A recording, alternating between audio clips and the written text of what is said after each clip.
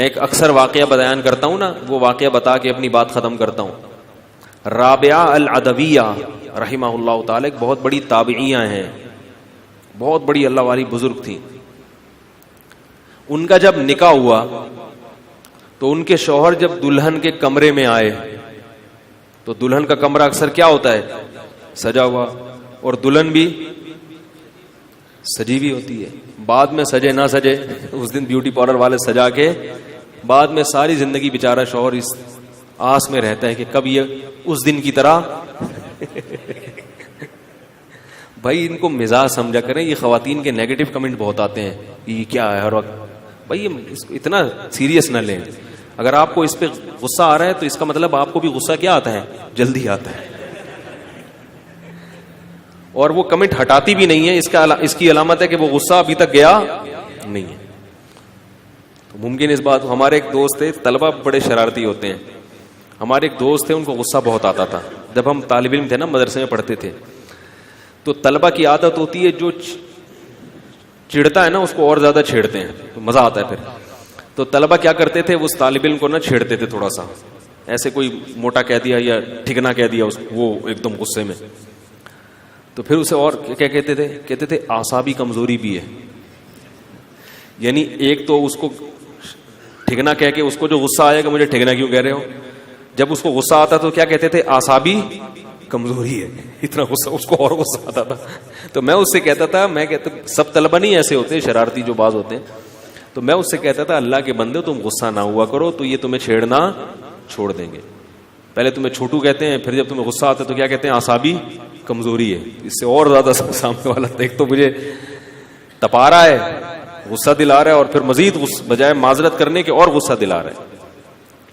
تو وہ جو تھے نا, ان کی جب شادی ہوئی تو وہ آئے, دلہن کا کمرہ سجا ہوا ہے اور دلہن بھی سجی ہوئی, اور خوشبو سے میں باتیں یاد آتی ہیں. تو یہ جو خوشبو آج کل الکوہل والی, اسپرے والی خوشبوئیں آ رہی ہیں, یہ انسان کا دماغ کیا کرتی ہیں, خراب کرتی ہیں.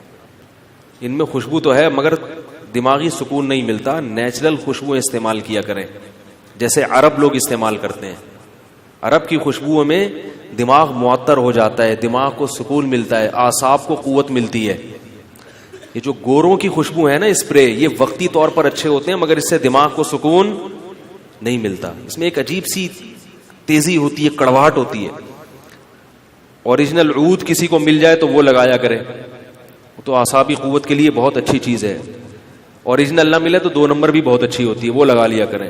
مشک مل جائے وہ لگا لیں, یا کوئی بھی دیسی جو اچھی کوالٹی کی ہو. دیسی کا مطلب یہ نہیں کہ وہ نیمبو کا پانی آپ نے لگا لیا اور سارے نمازیوں کو پریشان کر رہے ہیں. تو خوشبو جو ہے نا, جو رسول اللہ صلی اللہ علیہ وسلم لگایا کرتے تھے, وہ الکوہل والی بھی جائز ہے, مگر جو نبی جو لگایا کرتے تھے وہ دیسی خوشبوئیں ہوتی تھیں. جتنا انسانی ہاتھ اس میں کم سے کم لگیں گے اتنا اس خوشبو کا اثر اچھا ہو. دیکھو رات کی رانی کی کہیں سے خوشبو آ رہی ہو, کیسا دماغ معطر ہوتا ہے. بیٹھ جائے انسان, بلا اختیار منہ سے سبحان اللہ نکلتا ہے کہ نہیں نکلتا, کیونکہ وہ نیچرل ہے. تو نیچرل خوشبوؤں کا استعمال کیا کریں, اس کے فائدہ ہوتا ہے, صحت اچھی ہوتی ہے اس سے, اعصابی قوت. تو وہ دلہن کے کمرے میں گئے تو کیا تھا, ان کو ظاہر ہے خوشبوئیں بھی ہوتی ہیں. تو وہ کیا ہوا, انہوں نے نیت باندھی اور نماز پڑھنا شروع. سردے میں رو رہے ہیں, دعائیں مانگ رہے ہیں. دلہن نے کچھ دیر تو دیکھا, بھائی یہ تو لفٹ ہی نہیں کرا رہا. آج کی دلہن ہوتی پتلی گلی سے نکل جاتی, کس ملا کے پلے باندھ دی ابا نے لا کے, کس مولوی سے ابا نے شادی کرا دی. تو وہ دلہن نے کہا چلو جی, ہم بھی کھڑے ہو جاتے ہیں, نماز پڑھتے ہیں. جب میاں صاحب لفٹ ہی نہیں کرا رہے تو ہم بھی کیا کرتے ہیں, نماز پڑھتے ہیں. تو ساری رات وہ بھی, دلہن بھی نماز پڑھتی رہی شوہر کے ساتھ. صبح جب دلہن کے بھائی ملنے کے لیے آئے اپنی بہن سے اور اپنے بہنوئی سے کہ حال حوال پوچھیں, تو بہن سے پوچھا کہ بھائی کیسا پایا بہنوئی کو, کیسے ہیں. تو انہوں نے بتایا کہ ساری رات یہ نماز میں, بولو بھائی, کوئی بات چیت کا موقع ملا ہی نہیں, کوئی خیر خیریت, قوم ذات, ٹھیک ہے. پہلے تو شادی ہوتی تھی تو ابا اماں پکڑ کے کر دیتے تھے نا, بعد میں پوچھتے تھے بھی کون ہے. تو اب تو سب پتا ہوتا ہے. تو خیر اس موضوع کی طرف نہیں جاتا میں. تو انہوں نے پوچھا بھائی بھائی آپ کی شادی ہوئی ہے, دلہن آپ کے پاس بیٹھی ہوئی, آپ ساری رات نماز پڑھتے رہے. انہوں نے کہا بھائی میں جب کمرے میں آیا تو میں نے یہ خوبصورت منظر ظاہر ہے زندگی میں پہلی دفعہ دیکھا. کنوارا سڑا ہوا بیچارہ جو ہے نا, جو کنوارے سڑے ہوئے معذرت کے ساتھ, ان کو زندگی میں کبھی بہاریں کہاں نظر آتی ہیں. تو جب شادی ہوتی ہے انسان کی, پھر وہ زندگی کی بہاریں کی ابتدا 4-5 دن کے لیے ہوتی ہے.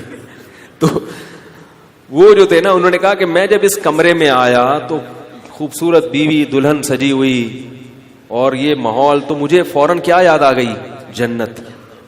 کہ یہ تو انسان نے انسان کے اکرام کے لیے کمرہ سجایا اور میری بیوی کو لا کے بٹھا دیا. ایک وہ دن ہوگا جب جنت ہوگی اور اس میں اللہ کی سجائی ہوئی حوریں ہوں گی جو جنتیوں کے انتظار میں بیٹھی ہوئی ہوں گی یاقوت اور مرجان کی طرح, جیسے اللہ نے ان کے حسن و جمال کا نقشہ کھینچا ہے. وہ منظر کیا ہوگا, وہ کیا منظر ہوگا. تو مجھے جنت کی ایسی طلب پیدا ہوئی ہے کہ میں ساری رات اللہ سے دعا میں جنت مانگتا رہا ہوں ہے کہ اللہ مجھے اس جنت سے محروم نہ کرنا. اب دیکھو ان کو یقین تھا نا, تو وہ منظر دیکھ کر اس جنت کی یاد کیا ہو گئی. ہمارے ہاں ایک تصور ممکن ہے, ہمارے ہاں اگر جب پہلی رات ہوتی ہے نا تو فجر کی نماز, وہ کہتے ہیں جنت منت فی الحال ایک طرف رکھو, کوئی بات نہیں, اگر جہنم میں بھی چلے گئے کوئی اتنا بڑا مسئلہ نہیں ہے, ابھی بیگم سے باتیں کرو بیٹھ کے, ابھی ان کے پاس ٹائم گزارو. دنیا چھوڑ دے گا مگر کمرہ نہیں چھوڑتا. کوئی دوست ملنے کے لیے آ جائے بھائی, چند دن یہ کیفیت ہوتی ہے, اس کے بعد پھڈے بازی شروع, پھر کمرے میں آتا ہی نہیں ہے. پھر عورتیں ساری زندگی بیچاری ترستی رہتی ہیں کہ میاں ہمیں ٹائم دیتا ہی نہیں. تو بھائی آپ اسی طرح دلہن بن کے بیٹھ جاؤ, ٹائم دے گا. دیکھو کمرہ سجاؤ, اسپرے کرو, پھول وول لٹکاؤ, صحیح ہے نا, اور اسی طرح سج کے بیٹھ جاؤ, آئے گا پھر انشاءاللہ. تو انہوں نے کیا کہا کہ مجھے جنت کی یاد آئی اور میں اس میں مشغول ہو گیا.